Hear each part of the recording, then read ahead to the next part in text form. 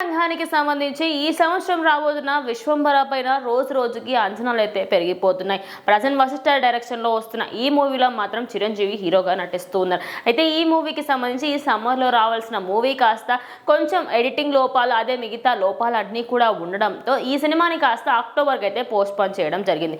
Present ఈ cinema అయితే మంచి సూపర్ డూపర్ హిట్ అవ్వాలని చెప్పేసి ఫ్యాన్స్ అయితే చాలా చాలా కోరుకుంటున్నారు. సో ప్రజెంట్ ఇక్కడ చూసుకుంటే నాగ్ అశ్విన్ మాత్రం ఇందులో ఒక కీలక పాత్ర పైన ఆయనతే పోషించబోతుందని తెలుస్తుంది.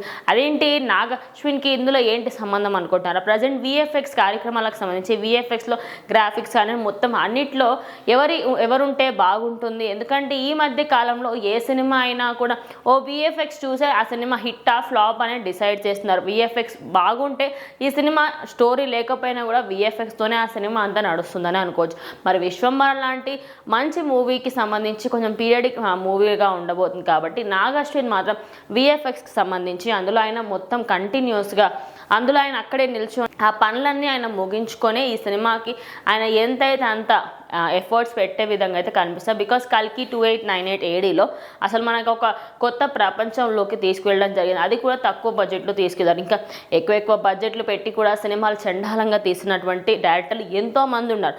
వాళ్ళందరికీ పెట్టేలాగా మాత్రం నాగ్ అశ్విన్ అయితే కల్కి 2898 ఏడీ కానివ్వండి, లేకపోతే మన ప్రశాంత్ వర్మ తీసిన హనుమాన్ మూవీయే కానివ్వండి, ప్రతి ఒక్క దాంట్లో విఎఫ్ఎక్స్తోని గ్రాఫిక్స్తోనే అంతా కూడా మూవీ అంతా నడిచిందనే చెప్పుకోవచ్చు. మరి ఈ సినిమాలో నాగ్ అశ్విన్ చెయ్యి పడ్డ తర్వాత ఆ మూవీ ఇంకొంచెం మెరుగుపడుతుందని ఫ్యాన్స్ అయితే కోరుకుంటూ చూద్దాం మరి అసలు ఎలా ముందుకు వెళ్తుంది ఏంటి.